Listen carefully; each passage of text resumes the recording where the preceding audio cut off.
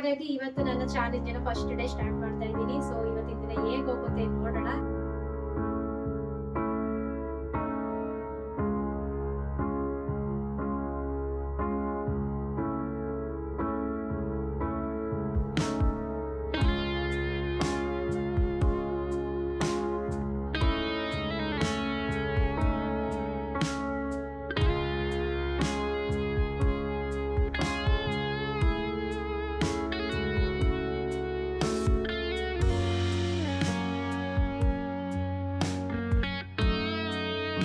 Hi ಎಲ್ಲರಿಗೂ ನಮಸ್ಕಾರ, welcome back to my channel. ಎಲ್ಲರೂ ಹೇಗಿದ್ದೀರಾ? ಇವತ್ತು ಬಂದು ಶುಕ್ರವಾರ. ಇವತ್ತು ನನ್ನ ಚಾಲೆಂಜಿನ ಫಸ್ಟ್ ಡೇ ಅಂತಲೇ ಹೇಳ್ಬೋದು. ನಾನು ಏನೇನು ಚಾಲೆಂಜನ್ನು ತೊಗೊಂಡಿದ್ದೆ ಅದರ ಫಸ್ಟ್ನೇ ಡೇ ಮತ್ತು ಫಸ್ಟ್ನೇ ವೀಡಿಯೋ ಇದು ಅಂತಲೇ ಹೇಳ್ಬೋದು. ಸೊ ಹಾಗಾಗಿ ಮುಂದೆ ಹೋಗ್ತಾ ಅದ್ರ ಬಗ್ಗೆ ನಾನು ಮಾತಾಡ್ತೀನಿ. ಹಾಗಾಗಿ ಬೆಳಗ್ಗೆ ಸ್ವಲ್ಪ ಬ್ರೇಕ್ಫಾಸ್ಟಿಂದನೇ ನಾನು ಬ್ಲಾಗ್ನ ಸ್ಟಾರ್ಟ್ ಮಾಡ್ಕೊಂಡಿದ್ದೀನಿ. ಇನ್ನು ಟಿಫನ್ಗೆ ಅಂತ ಬಂದು ಇವತ್ತು ಸ್ವಲ್ಪ ಇಡ್ಲಿಗೆ ನೆನೆಸಿ ರುಬ್ಬಿಟ್ಟಿದ್ದೆ. ನೋಡ್ತಾ ಇರ್ಬೋದು, ತುಂಬ ಚೆನ್ನಾಗಿ ಹುಳಿ ಬಂದಿದೆ. ಎಷ್ಟು ಚೆನ್ನಾಗಿ ಬಂದಿದೆ ಅಲ್ವಾ? ಹೋದ್ಸಲ ಅಷ್ಟು ಬಂದಿರಲಿಲ್ಲ. ಇವಾಗ ಒಂದು 2-3 ಡೇಸ್ ಬ್ಯಾಕ್ ನಾನು ದೋಸೆ ಮಾಡಿದಾಗಲೂ ಅಷ್ಟು ಬಂದಿರಲಿಲ್ಲ. ಇವಾಗಂತೂ ಒಂದು 10 ನಿಮಿಷ ನೋಡಿಲ್ಲ ಅಂದಿದ್ರೆ ಫುಲ್ ಚೆಲ್ಲೇ ಹೋಗ್ಬಿಡ್ತಿತ್ತು ಅಂತ ಅನ್ಕೊತೀನಿ. ಅಷ್ಟು ಉಪ್ಪು ಬಂದುಬಿಟ್ಟಿತ್ತು ಮೇಲ್ಗಡೆ. ಸೊ ಅದನ್ನೆಲ್ಲ ಇನ್ನೊಂದು ಸಲ ಈ ರೀತಿ ಮಿಕ್ಸ್ ಮಾಡ್ಕೊತಾ ಇದ್ದೀನಿ. ನಾನು ಆದಷ್ಟು ಇಡ್ಲಿ ಮಾಡುವಾಗ ಸ್ವಲ್ಪ ರೈಸನ್ನು ರುಬ್ಬಿ ಹಾಕಿರ್ತೀನಲ್ಲ, ಹಾಗಾಗಿ ತುಂಬ ಚೆನ್ನಾಗಿ ಬಂದಿದೆ. ಮತ್ತು ಇದಕ್ಕೆ ಯಾವುದೇ ರೀತಿ ನೀರನ್ನು ಮಿಕ್ಸ್ ಮಾಡೋ ಅವಶ್ಯಕತೆ ಇಲ್ಲ. ಸರಿಯಾದ ರೀತಿಯಲ್ಲೇ ಒಂದು ಹದದಲ್ಲಿದೆ ಇಡ್ಲಿ ಹಿಟ್ಟು. ಸೊ ಹಾಗಾಗಿ ಮಾಡೋಣ. ಇನ್ನು ನೆಕ್ಸ್ಟು ಬಂದು ಉದ್ದಿನ ವಡೆಗೆ ತೂತುವಡೆ ಅಂತ ಹೇಳ್ತೀವಲ್ಲ, ಅದಕ್ಕೆ ಸ್ವಲ್ಪ ಉದ್ದಿನ ಬೇಳೆನೂ ನೈಟೇ ನೆನೆಸಿ ಇಟ್ಕೊಂಡಿದ್ದೀನಿ. ಇಡ್ಲಿ ಸಾಂಬಾರು ಜೊತೆ ಉದ್ದಿನ ವಡೆ ಇದ್ರೇ ಚೆಂದ ಅಲ್ವಾ? ಹಾಗಾಗಿ ತಿಂಡಿ ಜೊತೆನೇ ಉದ್ದಿನ ವಡೆ ಮಾಡಬೇಕಲ್ಲ ಅಂತ ಹೇಳಿ ನೈಟೇ ನೆನೆಸ್ಕೊಂಡೆ. ಇಲ್ಲಾಂದರೆ ಒಂದು 2 ಅವರ್ಸ್ ನೆನೆಸಿ ಕೂಡ ನಾವು ಇನ್ಸ್ಟೆಂಟಾಗೇ ತೂತುವಡೆ ಅಥವಾ ಉದ್ದಿನ ವಡೆನ ಮಾಡ್ಕೊಂಬಿಡ್ಬೋದು. ಇನ್ನು ಬಂದು ಸ್ವಲ್ಪ ಪ್ಲೇಟ್ಗೆಲ್ಲ ಸ್ವಲ್ಪ ಎಣ್ಣೆನೆಲ್ಲ ಹಚ್ಬಿಟ್ಟು ಇಡ್ಲಿನ ಹಾಕ್ತಾಯಿದ್ದೀನಿ. ತುಂಬ ಚೆನ್ನಾಗಿ ಒಂದು ಸ್ಮೂತಾಗಿ ಬಂದಿತ್ತು. ರೈಸ್ ಎಷ್ಟು ಹಾಕ್ತೀವೋ, ಅವಲಕ್ಕಿ ರೈಸ್ ಎಷ್ಟು ಹಾಕಿರ್ತೀವೋ ಅಷ್ಟು ಚೆನ್ನಾಗಿ ಇಡ್ಲಿ ತುಂಬ ಚೆನ್ನಾಗಿ ಬರುತ್ತೆ ಮೆತ್ತಗೆ. ಸೊ 3 ಪ್ಲೇಟ್ಗೂ ಕೂಡ ಈ ರೀತಿ ಹಾಕ್ತಾಯಿದ್ದೀನಿ. ಒಂದೇ ಬ್ಯಾಚ್ ಸಾಕಾಗುತ್ತೆ. ಮಕ್ಕಳು ಬಾಕ್ಸ್ಗಾಗಿರ್ಬೋದು, ನಾವು ತಿನ್ನೋದಕ್ಕೆ ಮತ್ತು ಅವ್ರು ತಿಂದ್ಕೊಂಡು ಹೋಗೋದಕ್ಕೆ ಸುಮಾರು ಅಂದರೆ 22 ಇಡ್ಲಿ ಒಂದೇ ಸತ ಆಗುತ್ತೆ. ಹಾಗಾಗಿ ಸಾಕು ಸದ್ಯಕ್ಕೆ ನಮಗೆ ಬೆಳಗಿನ ತಿಂಡಿಗೆ ಒಂದು ಬ್ಯಾಚ್ ಸಾಕಾಗುತ್ತೆ. ಸೊ ಎಲ್ಲನೂ ಕೂಡ ಹಾಕಿ ಒಂದು ಸೈಡ್ ಇಟ್ಬಿಟ್ಟೆ. ಇನ್ನು ಇಡ್ಲಿ ಜೊತೆ ಕಾಂಬಿನೇಷನ್ ಅಂತ ಹೇಳಿದ್ರೆ ಹೆಸರುಬೇಳೆ ದಾಲ್. ಸೊ ಹಾಗಾಗಿ ಅದನ್ನು ಕೂಡ ಒಂದು ಸೈಡ್ ಇಟ್ಕೊಂಡೆ, ಇನ್ನೊಂದು ಸೈಡು ಇಡ್ಲಿಗೂ ಕೂಡ ಇಟ್ಕೊಂಡಿದ್ದೀನಿ. ಇದೆಲ್ಲ ಚೆನ್ನಾಗಿ ಬೇಯುವಷ್ಟರೊಳಗಡೆ ನಾನು ಇವಾಗ ಸ್ವಲ್ಪ ಉದ್ದಿನ ಬೇಳೆನೆಲ್ಲ ರುಬ್ಕೊಂಡು ರೆಡಿ ಮಾಡಿ ಇಟ್ಕೊಳ್ಳೋಣ ಅಂತ ಹೇಳ್ಬಿಟ್ಟು ಇಲ್ಲಿ ಫುಲ್ಲು ಒಂದೇ ಸತಿಗೆ ಎಲ್ಲನೂ ಹಾಕ್ಕೊಂಡು ನುಣ್ಣಗೆ ಗ್ರೈಂಡ್ ಮಾಡ್ಕೊತಾ ಇದ್ದೀನಿ. ನೀರನ್ನು ಆದಷ್ಟು ಸ್ವಲ್ಪನೇ ಹಾಕ್ಕೊಬೇಕು. ತುಂಬ ಜಾಸ್ತಿ ಹಾಕ್ಕೊಂಡ್ರೆ ತೂತುವಡೆ ಹಾಕಬೇಕಾದ್ರೆ ಅದು ಹರ್ಕೊಂಡ್ಬಿಡುತ್ತೆ. ಹಾಗಾಗಿ ಸ್ವಲ್ಪ ಹಾಕ್ಕೊಂಡ್ರೆ ಸಾಕಾಗುತ್ತೆ.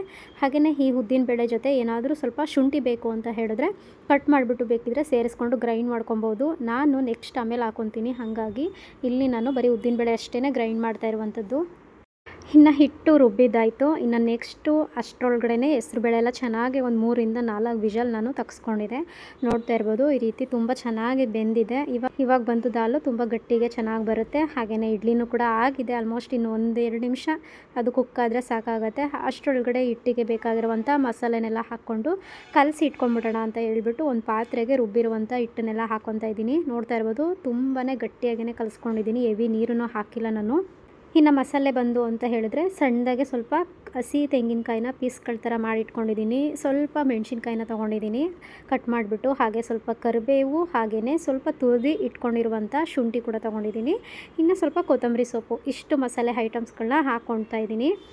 ಇನ್ನು ಇದ್ರ ಜೊತೆ ಸ್ವಲ್ಪ 1 ಟೀ ಸ್ಪೂನ್ ಆಗುವಷ್ಟು ಜೀರಿಗೆ ಹಾಕ್ಕೊಂಡಿದ್ದೀನಿ. ಸ್ವಲ್ಪ ಕುಟ್ಟಿ ಪುಡಿ ಮಾಡ್ಕೊಂಡಿರುವಂಥ 1 ಸ್ಪೂನ್ ಆಗುವಷ್ಟು ಕಾಳು ಮೆಣಸನ್ನು ತೊಗೊಂಡಿದ್ದೀನಿ. ಹಾಗೆಯೇ 1 ಸ್ಪೂನು ಇಲ್ಲ 1-2 ಸ್ಪೂನ್ ಆಗುವಷ್ಟು ಅಕ್ಕಿ ಹಿಟ್ಟನ್ನು ಹಾಕ್ಕೊತಾ ಇದ್ದೀನಿ.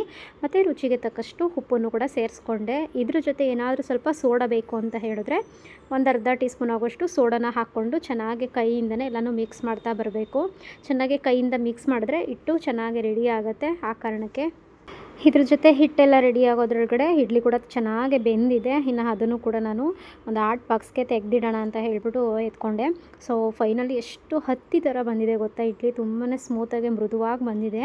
ಅವಲಕ್ಕಿ ಮತ್ತು ಉದ್ದಿನಬೇಳೆ ಎಲ್ಲ ಎಷ್ಟು ಚೆನ್ನಾಗಿ ಹಾಕ್ತೀವೋ ಅಷ್ಟು ಚೆನ್ನಾಗಿ ಇಡ್ಲಿ ಬರುತ್ತೆ. ನೋಡ್ತಿರ್ಬೋದು.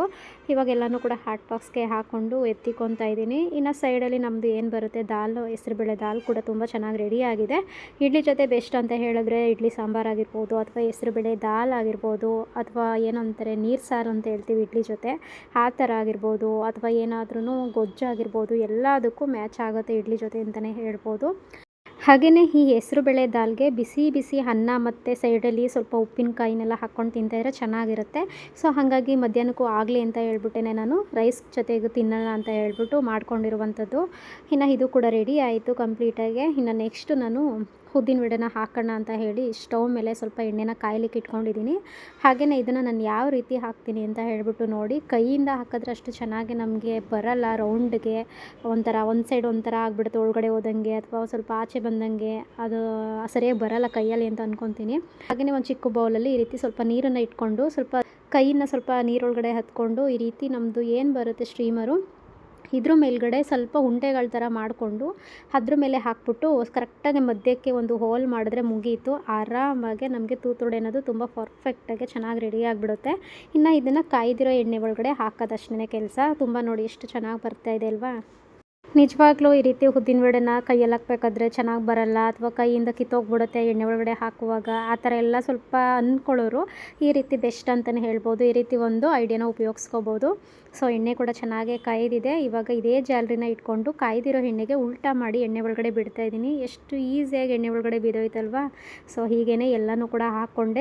ಮತ್ತು ಎಣ್ಣೆ ಸ್ವಲ್ಪ ಚೆನ್ನಾಗಿ ಕಾಯ್ದಿರಬೇಕು. ಉದ್ದಿನ ವಡೆನ ಹಾಕಬೇಕಾದ್ರೆ ಚೆನ್ನಾಗಿ ಕಾಯ್ದಿದ್ರಷ್ಟೇ ಚೆನ್ನಾಗೇ ಬರುವಂಥದ್ದು. ಇಲ್ಲ ಅಂದರೆ ತಳ್ದಲ್ಲೇ ಹೋಗ್ಬಿಟ್ಟು ಹಾಕಿದ ತಕ್ಷಣ ಕಚ್ಕೊಂಡ್ಬಿಡುತ್ತೆ ಹಿಟ್ಟೆಲ್ಲ. ಹಾಗಾಗಿ ಎಣ್ಣೆ ಚೆನ್ನಾಗಿ ಕಾಯ್ದಿದ್ರೆ ಇದು ಬೇಗನೆ ರೆಡಿ ಆಗುತ್ತೆ. ಒಂದು 10 ನಿಮಿಷನಾದರೂ ಬೇಕೇ ಬೇಕು. ಉದ್ದಿನ ವಡೆ ಎಲ್ಲ ಸ್ವಲ್ಪ ಹಿಟ್ಟಿಟ್ಟಂಗಿರುತ್ತಲ್ಲ ಒಳಗಡೆ ಎಲ್ಲ, ಬೇಯೋದಕ್ಕೆ ಒಂದು 10 ನಿಮಿಷನಾದರೂ ತೊಗೊಳುತ್ತೆ ಇದು ಟೈಮ್ನ. ಸ್ವಲ್ಪ ಕಲರ್ ಕೂಡ ಇದು ಒಂಥರ ಹೆವಿ ಕಲರ್ ಬರಬೇಕು ಸ್ವಲ್ಪ ಅಂತಲೇ ಹೇಳ್ಬೋದು, ಚೇಂಜ್ ಆಗಬೇಕಿದು.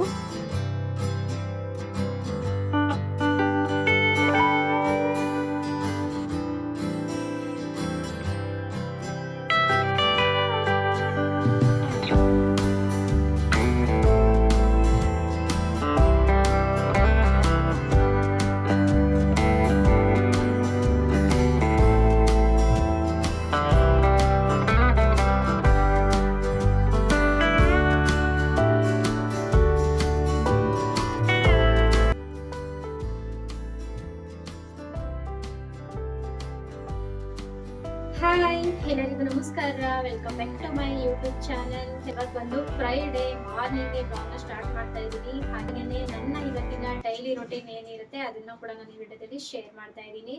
ಸೊ ನಿನ್ನೆ ಅಷ್ಟೇ ನಾನು ನನಗೆ ನಾನೇ ಒಂದು ಚಾಲೆಂಜನ್ನು ತೊಗೊಂಡಿದ್ದೆ. ಏನಪ್ಪ ಚಾಲೆಂಜು ಅಂತ ಹೇಳೋದಾದರೆ, ಇವತ್ತಿಂದ ಅಂದರೆ ಇವತ್ತು ಫ್ರೈಡೇ, ಇವತ್ತಿಂದ ನಾನು ರೆಗ್ಯುಲರಾಗಿ 1 ವೀಕ್ ತನಕ ನಾನು ವಿಡಿಯೋಗಳನ್ನ ಮಿಸ್ ಮಾಡ್ದಂತೆ ಹಾಕ್ತೀನಿ. ಸೊ ನೀವು ಕೂಡ ಕಾದು ನೋಡಿ ಅಂತ ಹೇಳ್ಬಿಟ್ಟು ಚಾಲೆಂಜನ್ನು ತೊಗೊಂಡಿದ್ದೆ. ನನಗೆ ನಾನೇ ಹಾಕ್ಕೊಂಡಿದ್ದು, ಬೇರೆ ಯಾರು ಕೂಡ ನನಗೆ ಹಾಕಿರಲಿಲ್ಲ. ಸೊ ಹಾಗಾಗಿ ಇವತ್ತು ನನ್ನ ಚಾಲೆಂಜನ್ನು ಫಸ್ಟ್ ಡೇ ಸ್ಟಾರ್ಟ್ ಮಾಡ್ತಾ ಇದ್ದೀನಿ. ಸೊ ಇವತ್ತಿನ ದಿನ ಹೇಗೆ ಹೋಗುತ್ತೆ ನೋಡೋಣ. ಇದು ತುಂಬ ಲಾಂಗ್ ವಿಡಿಯೋ ಅಂತೂ ಮಾಡೋಕ್ಕಾಗಲ್ಲ ನಾನು. ಸೊ ಏನಕ್ಕಂತಂದರೆ ಇವತ್ತೇನೆ ನಾನು ವಿಡಿಯೋನ ಶೂಟ್ ಮಾಡಿ ಇವತ್ತೇನೆ ಅಪ್ಲೋಡ್ ಮಾಡಬೇಕಲ್ಲ, ಸ್ವಲ್ಪ ಕಷ್ಟ ಆಗುತ್ತೆ. ಎಷ್ಟು ಸಾಧ್ಯನೋ ಅಷ್ಟು ಕವರ್ ಮಾಡ್ತೀನಿ ನಾನು ವಿಡಿಯೋನ. ಸೊ ನೋಡೋಣ. ಇವತ್ತು ಫ್ರೈಡೇ ಅಂದರೆ ಬೆಳಿಗ್ಗೆನೆ ಪೂಜೆ ಎಲ್ಲ ಇರುತ್ತೆ. ಸ್ವಲ್ಪ ಲೇಟಾಗೇನೆ ಹುಡುಗರನ್ನೆಲ್ಲ ಕಳಿಸಿದಾದ್ಮೇಲೆ ಪೂಜೆನೆಲ್ಲ ಮುಗಿಸ್ಕೊಂಡೆ. ಮನೇಲಿರೋವಾಗ ಸ್ವಲ್ಪ ಮನೆ ಕೆಲಸ, ಬಟ್ಟೆ ತೊಳೆಯೋದು, ಪಾತ್ರೆ ತೊಳೆಯೋದು, ಅಥವಾ ಈ ರೀತಿ ದೇವ್ರ ಪೂಜೆ ಮಾಡೋದು ವಾರಗಳಲ್ಲಿ ಇದೇ ಆಗ್ಬಿಡುತ್ತೆ.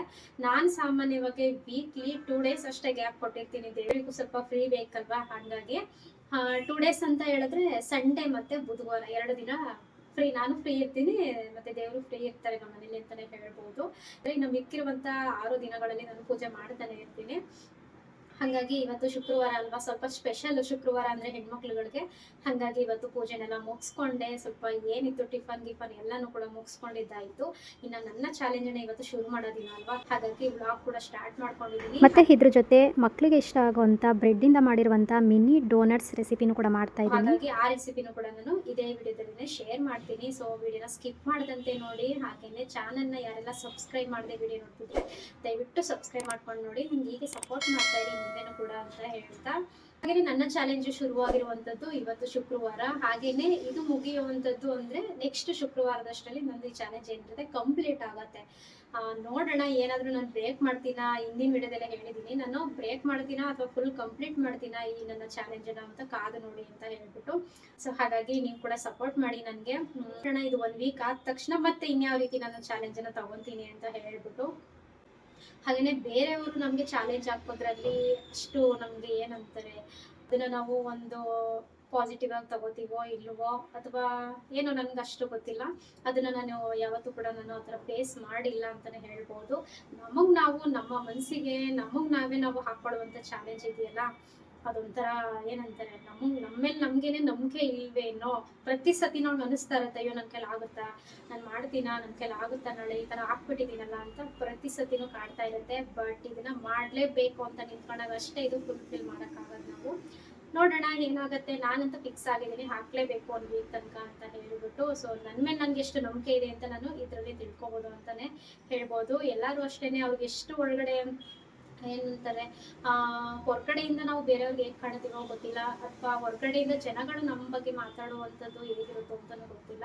ಅಂದರೆ ಇವ್ರ ಕೈಲಿ ಆಗುತ್ತಾ, ಯಾವುದೇ ಕೆಲಸ ಆಗಿರ್ಬೋದು, ಅವ್ರು ಮಾಡೋ ಪ್ರತಿ ಯಾವುದೇ ಕೆಲಸ ಆಗಿರ್ಬೋದು, ಇವ್ರು ಮಾಡ್ತಾರೆ, ಇವ್ರ ಕೈಲಿ ಆಗುತ್ತಾ, ಏನು ಎತ್ತ ಅಂತ ನೂರಾರು ಮಾತುಗಳು ಬರ್ಬೋದು. ಅದು ಯಾವುದಕ್ಕೂ ಕೂಡ ನಾವು ತಲೆ ಕೆಡಿಸ್ಕೊಳಕ್ಕೆ ಹೋಗೋದಿಲ್ಲ. ಸೊ ನಮ್ಮ ಮೇಲೆ ನಮಗೆ ನಂಬಿಕೆ ಇದೆಯಾ ಇಲ್ವಾ ಅಂತ ಈ ರೀತಿ ನಾವು ನಮ್ಮ ಮೇಲೆ ನಮಗೇನೆ ಚಾಲೆಂಜನ್ನು ಹಾಕ್ಕೊಂಡಾಗ ಅಷ್ಟೇ ಗೊತ್ತಾಗುವಂಥದ್ದು ಏನು ಎತ್ತ ನಮ್ಮ ಕೈಲಿ ಆಗುತ್ತಾ ಇಲ್ವಾ ಅಂತ ಹೇಳ್ಬಿಟ್ಟು. ಸೊ ನೋಡೋಣ, ಅದಕ್ಕೆ ಗಟ್ಟಿ ಮನಸ್ಸು ಮಾಡಿಕೊಂಡು ಡಿಸೈಡ್ ಮಾಡ್ಕೊಂಡ್ಬಿಟ್ಟಿದ್ದೀನಿ. 1 ವಾರ ನಂದು ಕಂಪ್ಲೀಟ್ ಆದಮೇಲೆ ಮತ್ತೆ ಇನ್ಯಾವ ರೀತಿ ನಾನು ಸ್ವಲ್ಪ ಚೇಂಜಸ್ನ ಮಾಡ್ಕೊತೀನಿ ನನ್ನ ಡೈಲಿ ರೊಟೀನಲ್ಲಿ ಅಂತ ಹೇಳ್ಬಿಟ್ಟು, ಅಥವಾ ಬೇರೆ ಏನಾದರೂ ನಾನು ಚಾಲೆಂಜನ್ನು ತೊಗೋತೀನ ಇಲ್ವಾ ಅಂತ ಹೇಳ್ಬಿಟ್ಟು ನಾನು ಹೋಗ್ತಾನೆ ಶೇರ್ ಮಾಡ್ತೀನಿ ಗೈಸ್. ಹಾಗಾಗಿ ವಿಡಿಯೋನ ಎಲ್ಲೂ ಕೂಡ ಸ್ಕಿಪ್ ಮಾಡ್ದಂತೆಯೇ ನೋಡಿ. ಸೊ ಇವತ್ತು ಡೈಲಿ ರೊಟೀನ್ ಅಂದರೆ ಮಾಮೂಲಿ ಇದ್ದೇ ಇರುತ್ತೆ. ಮನೆ ಹೆಣ್ಮಕ್ಳುಗಳಿಗೆ ಸ್ವಲ್ಪ ಪಾತ್ರೆ ತೊಳೆಯೋದು, ಕಸ ಗುಡಿಸೋದಾಗಿರ್ಬೋದು, ಅಥವಾ ಈ ರೀತಿ ಬಟ್ಟೆ ತೊಳೆಯೋದು, ಇದೇ ಕೆಲಸ. ಡೈಲಿ ರೊಟೀನ್ ಅಂದರೆ ಇದ್ದೇನೆ. ಮನೇಲಿರೋರಿಗೆ, ಹೊರಗಡೆ ಹೋಗಿ ದುಡಿಯೋರಿಗೆ ಒಂದೇ ಕೆಲಸ ಇರುತ್ತೆ, ಮನೇಲಿರೋರಿಗೆ ಈ ಥರ ನೂರಾರು ಕೆಲಸ. ನೋಡಿದವ್ರಿಗೆ ಅಯ್ಯೋ ಏನಪ್ಪ ಕೆಲಸ ಅನ್ನೋದು ಅಷ್ಟೇ ಇರುತ್ತೆ. ಸೊ ನಾವು ಮನೆ ಮೇಂಟೈನ್ ಮಾಡ್ಕೊಂಡಾಗಿರ್ಬೋದು, ಈ ರೀತಿ ಮಕ್ಳುಗಳನ್ನ ಮೇಂಟೈನ್ ಮಾಡಿಕೊಂಡು, ಹಾಗೆಯೇ ಮನೆ ಕೆಲಸಗಳನ್ನ ಮೇಂಟೈನ್ ಮಾಡಿಕೊಂಡು, ನಮಗೆ ನಾವು ಟೈಮ್ ಕೊಟ್ಕೊಂಡು ಈ ರೀತಿ ನಾವೇನಾದ್ರೂ ಕೆಲಸದಲ್ಲಿ ತೊಡಗಬೇಕು ಅಂತಂದರೆ ತುಂಬಾ ಕಷ್ಟ ಇದೆ. ಸುಮ್ಮನೆ ಬರೀ ಮಾತಲ್ಲ ಅಷ್ಟೇ ಹೇಳ್ಬೋದು, ಓ ಏನೋ ಮಾಡ್ತಾರೆ ಬಿಡು ಅಂತ. ಆದರೆ ಎಷ್ಟು ಎಫರ್ಟ್ಸ್ ಹಾಕ್ತೀವಿ, ಎಷ್ಟು ಕಷ್ಟ ಇದೆ ಅಂತ ನಮಗೆ ಮಾತ್ರನೇ ಗೊತ್ತಿರುತ್ತೆ. ಸೊ ಹಾಗಾಗಿ ನೋಡೋಣ ಇವತ್ತಿನ ದಿನ ನನ್ನ ಡೈಲಿ ರೊಟೀನ್ ಹೇಗಿರುತ್ತೆ ಅದನ್ನೆಲ್ಲ ಶೇರ್ ಮಾಡ್ತಾ ಹೋಗ್ತೀನಿ. ಸೊ ಹಾಗಾಗಿ ಕೀಪ್ ಸಪೋರ್ಟಿಂಗ್. ಮತ್ತು ಇವಾಗ ರೆಸಿಪಿ ಅಂತ ಹೇಳಿದ್ರೆ ಮಿನಿ ಡೋನಟ್ಸ್ನ ಮಾಡ್ತಾ ಇದ್ದೀನಿ. ಬ್ರೆಡ್ ಇದೆ, ಹಾಗಾಗಿ ಮಾಡೋಣ ಅಂತ ಹೇಳ್ಬಿಟ್ಟು ಅಂದ್ಕೊಂಡೆ, ಹುಡುಗರು ಬಂದು ತಿಂತಾರಲ್ವಾ ಅಂತ ಹೇಳ್ಬಿಟ್ಟು. ಸೊ ಹಾಗಾಗಿ ಡೋನಟ್ಸ್ನು ಕೂಡ ನಾನು ಇದೇ ವಿಡಿಯೋದಲ್ಲೇ ಶೇರ್ ಮಾಡ್ತಾ ಇದ್ದೀನಿ. ಇತ್ತೀಚೆಗೆ ಇನ್ಸ್ಟಾಗ್ರಾಮಲ್ಲಿ ಅಷ್ಟೇ ನೋಡಿದೆ. ಸೊ ಹಾಗಾಗಿ ಟ್ರೈ ಮಾಡೋಣ. ಮಕ್ಕಳು ಬಂದ ತಕ್ಷಣ ಈ ರೀತಿ ಕೊಟ್ಬಿಟ್ರೆ ಏನಾದ್ರೂ ಖುಷಿಯಿಂದ ತಿಂತಾರಲ್ವ, ಅವ್ರ ಖುಷಿ ನೋಡೋದೇ ಒಂಥರ ಚೆಂದ ನಮಗೂ ಕೂಡ. ಹಾಗಾಗಿ ಟ್ರೈ ಮಾಡ್ತಾ ಇದ್ದೀನಿ, ಹೇಗೆ ಬರುತ್ತೆ ಏನೋ ಅಂತ ಕೊನೆ ತನಕ ನೋಡಿ. ಇನ್ನು ನಾನಿಲ್ಲಿ ಸ್ವಲ್ಪ ಒಂದು 5ರಿಂದ 6 ಪೀಸ್ ಆಗುವಷ್ಟು ಬ್ರೆಡ್ಡನ್ನು ತೊಗೊತಾ ಇದ್ದೀನಿ. ಹಾಗೆಯೇ ಒಂದು ಪ್ಲೇಟ್ಗೆ ಇದನ್ನೆಲ್ಲ ಹಾಕ್ಕೊಂಡು, ನೆಕ್ಸ್ಟು ಪಕ್ಕದಲ್ಲೇ ಒಂದು ಬೌಲ್ ಕೂಡ ಇಟ್ಕೊಂಡಿದ್ದೀನಿ, ಸ್ವಲ್ಪ ನೀರನ್ನು ಹಾಕ್ಕೊಂಡು ಹತ್ಕೊಳ್ಳೋಕ್ಕೆ ಅಂತ ಹೇಳ್ಬಿಟ್ಟು. ಹಾಗೆಯೇ ಇದು ಬ್ರೆಡ್ಡಂದು ಲೇಯರ್ ಏನಿರುತ್ತೆ, ಬ್ರೌನ್ ಕಲರ್ ಲೇಯರ್ ಎಲ್ಲ ಸ್ವಲ್ಪ ಚಾಕುನಿಂದ ಕಟ್ ಮಾಡಿ ತೆಗಿತಾ ಇದ್ದೀನಿ. ಅದೇನು ಬೇಡ ನಮಗೆ, ಅಂದರೆ ವೇಸ್ಟ್ ಅಂತೂ ಆಗಲ್ಲ, ಮಕ್ಳಿಗೆ ಕೊಟ್ಟರೆ ಆರಾಮಾಗಿ ತಿಂತಾರೆ ಅವರು. ಸೊ ಇದರಲ್ಲಿ ಬೇಡ ಅಂತ ಹೇಳ್ಬಿಟ್ಟು ಸೈಡಲ್ಲಿ ಏನು ಲೇಯರ್ ಇರುತ್ತೆ ಅಷ್ಟೇ ತೆಗೆದು ಮಧ್ಯೆ ಏನಿರುತ್ತೆ ಅದನ್ನು ಮಾತ್ರ ತೊಗೊತಾ ಇದ್ದೀನಿ ಬ್ರೆಡ್ಡನ್ನು. ಮತ್ತು ನೆಕ್ಸ್ಟು ಒಂದು ಬೌಲ್ಗೆ ನಾನಿಲ್ಲಿ ಸ್ವಲ್ಪ ನೀರನ್ನು ಹಾಕ್ಕೊತಾ ಇದ್ದೀನಿ. ಹಾಗೆಯೇ ನಾನು ಏನು ಕಟ್ ಮಾಡಿ ಇಟ್ಕೊಂಡಿದ್ನೋ ಬ್ರೆಡ್ ಪೀಸ್ಗಳನ್ನೂ ಕೂಡ ಇದರೊಳಗಡೆ ಚೆನ್ನಾಗಿ ಹತ್ತಾ ಇದ್ದೀನಿ. ಜಾಸ್ತಿ ಏನು ಬೇಡ, ಒಂದು 15ರಿಂದ 20 ಸೆಕೆಂಡ್ ಒಳಗಡೆ ನಾವು ಇದನ್ನು ತೆಗೆದುಬಿಡಬೇಕು, ಇಲ್ಲ ಅಂದರೆ ಪುಡಿ ಪುಡಿ ಆಗಿಬಿಡುತ್ತೆ ನಿಜ ಒಳಗಡೆ ಇದು. ಈ ರೀತಿ ನೀರನ್ನೆಲ್ಲ ಹಿಂಡು ತೆಗಿತಾ ಇದ್ದೀನಿ. ಒಂದು ಕೈಯಲ್ಲಿ ಹಿಂಡೋಕ್ಕಾಗಿಲ್ಲ ಅಂತಂದಾಗ ಈ ರೀತಿ ನಾವು ಎರಡೂ ಕೈಯಲ್ಲೇ ಮಿದ್ದಿಸ್ತಾನೆ ಹಿಂಡ್ಬಿಟ್ರೆ ಫುಲ್ಲು ನೀರೇನಿರುತ್ತೆ ಎಲ್ಲ ಕೂಡ ಕೆಳಗಡೆ ಬಿದ್ದು ಡ್ರೈ ಆಗುತ್ತೆ. ಸೊ ಈ ಥರ ಇದ್ದರೆ ನಮಗೆ ಸಾಕು. ಇವಾಗ ಇನ್ನು ನೆಕ್ಸ್ಟ್ ಒಂದು ಬೌಲ್ಗೆ ಹಾಕ್ಕೊಂಡು ಇದು ಯಾವ ಸೈಜಲ್ಲಿ ಬೇಕು ಡೋನಟ್ಸು ಆ ಥರ ನಾವು ಒಂದನ್ನು ಉಂಡೆಗಳ ಥರ ನಾವು ಮಾಡ್ಕೋಬೇಕಾಗುತ್ತೆ. ಇವೆಲ್ಲ ನಿಜ ಮಕ್ಳುಗಳಿಗೆ ಇಷ್ಟ ಆಗುವಂಥ ಸ್ನ್ಯಾಕ್ಸ್ಗಳಂತಲೇ ಹೇಳ್ಬೋದು. ಅವ್ರಿಗೊಂಚೂರು ಕಣ್ಣಿಗೆ ಅಟ್ರಾಕ್ಟಿವ್ ಆಗಿ ಸ್ವಲ್ಪ ಚೆನ್ನಾಗಿ ಕಂಡ್ರೆ ಸಾಕು, ರುಚಿ ಹೆಂಗಿರುತ್ತೋ ಬಿಡುತ್ತೋ ಗೊತ್ತಿಲ್ಲ, ತಿಂತಾರೆ ನಿಜ ಅವರು. ಸೊ ಇನ್ನು ಈ ಥರ ಉಂಡೆಗಳ ಥರ ಸೇಮ್ ನಾವು ತೂತೊಡೆ ಎಲ್ಲ ಮಾಡ್ತೀವಲ್ಲ, ಸೇಮ್ ಟು ಸೇಮ್ ಅದೇ ರೀತಿನ ನಾವು ಕೈಗೆ ಈ ರೀತಿ ಉಂಡೆಗಳ ಥರ ಮಾಡಿ ಮಧ್ಯೆ ಒಂದು ಹೋಲನ್ನು ಮಾಡಿ ಈ ರೀತಿ ಚೆನ್ನಾಗಿ ಕಾಯ್ದಿರೋ ಎಣ್ಣೆ ಒಳಗಡೆ ಹಾಕೋದಷ್ಟೇ. ನಾನು ಇದನ್ನು ಒಂದು 5 ಏನೋ ಆಗಿದ್ವು, 5 ಬ್ರೆಡ್ಗೆ, ಒಂದು ಪೀಸ್ ಬ್ರೆಡ್ಗೆ ಒಂದೇ ಡೋನಟ್ಸ್ ರೆಡಿ ಆಗುವಂಥದ್ದು.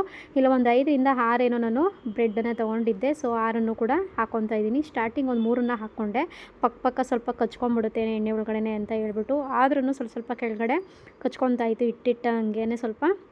ಸೊ ಓಕೆ ಅಂತ ಹೇಳ್ಬಿಟ್ಟು ಮಾಡ್ತಾಯಿದ್ದೀನಿ. ಸೊ ತುಂಬ ಚೆನ್ನಾಗಿ ರೆಡಿ ಆಯಿತು. ಇದು ಏನು ಜಾಸ್ತಿ ಟೈಮ್ ತೊಗೊಳ್ಳಲ್ಲ, ಒಂದು 2ರಿಂದ 3 ನಿಮಿಷದೊಳಗಡೆ ಇದು ಚೆನ್ನಾಗಿ ಬೇಯ್ದು ಒಂದು ಬ್ರೌನ್ ಕಲರ್ ನಮಗೆ ಬಂದುಬಿಡುತ್ತೆ. ಸೊ ಆವಾಗ ನಾವು ಇದನ್ನು ತೆಗಿಬೋದು. ಹಾಗೆ ಏನು ಜಾಸ್ತಿ ಸಮಯ ಬೇಕು ಅಂತಲೂ ಇಲ್ಲ, ಟೈಮ್ ತೊಗೊಳ್ಳಲ್ಲ. ಇದು ಆರಾಮಾಗಿ ಒಂದು 1/4 ಗಂಟೆ ಒಳಗಡೆ ಮುಗ್ದೋಗ್ಬಿಡುತ್ತೆ ಡೋನಟ್ಸ್ ಅಂತಲೇ ಹೇಳ್ಬೋದು. ಮಕ್ಕಳಿಗೆ ಯಾವಾಗ ಬೇಕು ಅಥವಾ ನಾವು ಯಾವಾಗಾದರೂ ತಿನ್ನಬೇಕು ಅಂತಂದಾಗ ಇನ್ಸ್ಟೆಂಟಾಗಿ ಮಾಡ್ಕೋಬೋದು ಅಂತಲೇ ಹೇಳ್ಬೋದು. ನೋಡ್ತಿರ್ಬೋದು, ಸೇಮ್ ಟು ಸೇಮ್ ತೂತೊಡೆ ನೋಡ್ದಂಗೆ ಅನ್ನಿಸ್ತಿದೆ ಅಲ್ವಾ. ಸೊ ಇದಕ್ಕೆ ಒಂದು ಕಲರಾಗೆ ಡೆಕೋರೇಟ್ ಮಾಡೋಣ ಬನ್ನಿ. ಇವಾಗ ಇದಕ್ಕೆ ಲೈಟಾಗಿ ಸ್ವಲ್ಪ ಉಪ್ಪನ್ನು ಮಿಕ್ಸ್ ಮಾಡಿ ಚಟ್ನಿ ಜೊತೆ ತಿಂದರೆ ಇದು ಸೇಮ್ ಟು ಸೇಮ್ ತೂತೊಡೆನೆ ಅಂತ ಅಂದ್ಕೊಬೋದು. ಸೊ ಮಕ್ಳಿಗೆ ಇಷ್ಟ ಆಗೋ ಥರ ಡೆಕೋರೇಟ್ ಮಾಡಬೇಕು ಅಂತ ಹೇಳಿದ್ರೆ ಇಲ್ಲೊಂದು ಸ್ವಲ್ಪ ಚಾಕ್ಲೇಟ್ ಸಿರಪ್ನ ತೊಗೊಂಡಿದ್ದೀನಿ, ಹಾಗೆ ಕಂಡೆನ್ಸೆಡ್ ಮಿಲ್ಕ್ನು ಕೂಡ ತೊಗೊಂಡಿದ್ದೀನಿ. ಇದು ಬಂದು ಮತ್ತೆ ಇವಾಗ ರೀಸೆಂಟಾಗಿ ಮಾಡಿಕೊಂಡೆ, ಇವತ್ತೇನೆ ಕೂಡ ನಾನು ಇದನ್ನು ಆಲ್ಮೋಸ್ಟ್ ಅದು ನಾನು ಮಾಡಿಟ್ಟಿದ್ದು ಸತಿ ಏನಾಯಿತು ಮೋಕ್ಷಿ ಹೋಗ್ತಾ ಬರ್ತಾ ತಿಂದು ಖಾಲಿನೇ ಮಾಡಿಬಿಟ್ಟಿದ್ದ. ಹಾಗಾಗಿ ಇವಾಗೂ ಸ್ವಲ್ಪ ಮಾಡ್ಕೊಂಡಿದ್ದೀನಿ, ಮತ್ತೆ ಏನಾದರೂ ಅವ್ರಿಗೆ ಬ್ರೆಡ್ ಲೇಯರ್ಗೆ ಸ್ವಲ್ಪ ಹಚ್ಕೊಡೋದಕ್ಕಾಗುತ್ತೆ ಸ್ನ್ಯಾಕ್ಸ್ಗೆ ಬಾಕ್ಸ್ಗೆಲ್ಲ ಅಂತ ಹೇಳಿ ಮತ್ತೆ ಮಾಡಿಕೊಂಡೆ ಇವತ್ತು. ಹಾಗೆಯೇ ಇನ್ನು ಚಾಕ್ಲೇಟ್ ಸಿರಪ್ಪನ್ನು ಕೂಡ ನಾನು ಮನೇಲೆ ಇತ್ತು ಹೆಂಗಿದ್ರು ಅದನ್ನೇ ಯೂಸ್ ಮಾಡ್ತಾಯಿದ್ದೀನಿ. ಈ ಥರ ಚಾಕ್ಲೇಟ್ ಸಿರಪ್ಪು ಮತ್ತು ಕಂಡೆನ್ಸ್ಡ್ ಮಿಲ್ಕನ್ನು ಬೇಡ ಅಂತ ಹೇಳೋರು ಸ್ವಲ್ಪ ಹೊರಗಡೆಯಿಂದ ಬರುತ್ತಲ್ಲ, ಡೈರಿ ಮಿಲ್ಕ್ ಆಗಿರ್ಬೋದು ಅಥವಾ ಮಿಲ್ಕಿ ಬಾರ್, ಈ ಥರ 2 ಕಲರಲ್ಲೂ ಬೇಕಿದ್ರೆ ತೊಗೊಬಂದು ಸ್ವಲ್ಪ ಬಿಸಿಗೆ ಕರಗಿಸ್ಬಿಟ್ಟು ಅದನ್ನು ಈ ರೀತಿ ಹದ್ದಿ ಎತ್ತಿದ್ರೆ ಅದೊಂಥರ ಚೆನ್ನಾಗಿ ಕಾಣಿಸುತ್ತೆ ಅಷ್ಟೇ. ಒಟ್ಟಿನಲ್ಲಿ 2 ಒಂದೇ ಟೇಸ್ಟ್ ಇರುತ್ತೆ ಅಂತಲೇ ಹೇಳ್ಬೋದು.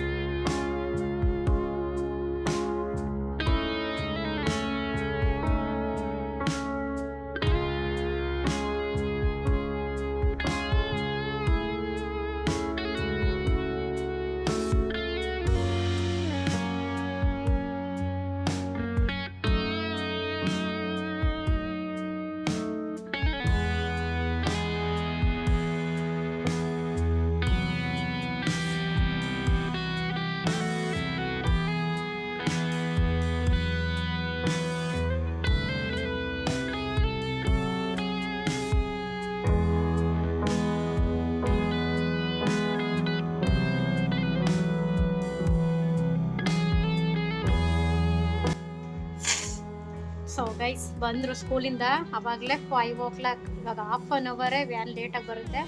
ನೋಡಬೇಕು ಮುಂದೆ ಚೇಂಜ್ ಆಗುತ್ತಾ ಏನು ಇತ್ತಾ ಅಂತ ವ್ಯಾನು.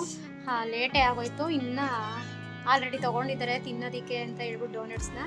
ಟೇಸ್ಟ್ ಹೇಗಿದೆ ಏನು ಅಂತ ಅವರೇ ಹೇಳ್ತಾರೆ, ನಾನು ಇನ್ನೂ ಟೇಸ್ಟ್ ಮಾಡಿಲ್ಲ. ಮಾಡಿಬಿಟ್ಟು ಸ್ವಲ್ಪ ಫ್ರಿಜ್ಜಲ್ಲಿ ಇಟ್ಟಿದ್ದೆ, ಇವಾಗಷ್ಟೇ ತೊಗೊಂಡಿದ್ದಾರೆ, ನೋಡೋಣ ಹೇಗಂತಾರೆ. ತಿನ್ರು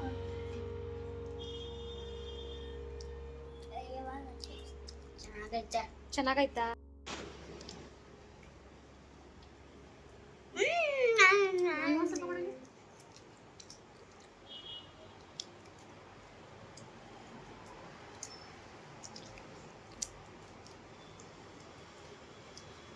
ಚೆನ್ನಾಗೈತೆ. ಸೂಪರ್, ಸಖತ್ತಾಗೈತೆ ಗೈಸ್. ನಿಜ ಅದು ಬ್ರೆಡ್ ಒಂದು ಅಂತ ಅನ್ನಿಸ್ತಾನೆ ಇಲ್ಲ, ಎಷ್ಟು ಚೆನ್ನಾಗಿದೆ ಗೊತ್ತಾ. ಫ್ರಿಜ್ಜಲ್ಲಿ ಬೇರೆ ಇಟ್ಟಿದ್ನೆಲ್ಲ, ಚೆನ್ನಾಗಿದೆ. ಎಂಜಾಯ್. ಓಕೆ ಫ್ರೆಂಡ್ಸ್, ಅದಕ್ಕೆ ಈ ವಿಡಿಯೋನ ಇಲ್ಲಿಗೆ ಎಂಡ್ ಮಾಡ್ತಾ ಇದ್ದೀನಿ. ನಂದು ಏನಿದೆ challenge, first day first video end ಮಾಡ್ತಾ ಇದ್ದೀನಿ. ಸೊ ಹಾಗೆಯೇ ಇನ್ನು ನೆಕ್ಸ್ಟ್ ನಾಳೆ ಸೆಕೆಂಡ್ನೇ ವಿಡಿಯೋ ಬರುತ್ತೆ, ಕಾಯ್ತಾ ಇರಿ ಅಲ್ಲಿವರೆಗೂ ಅಂತ ಹೇಳ್ತಾ ಮತ್ತೆ ಸಿಗ್ತೀನಿ. ಅಲ್ಲಿವರೆಗೂ thank you for watching, bye. Ticket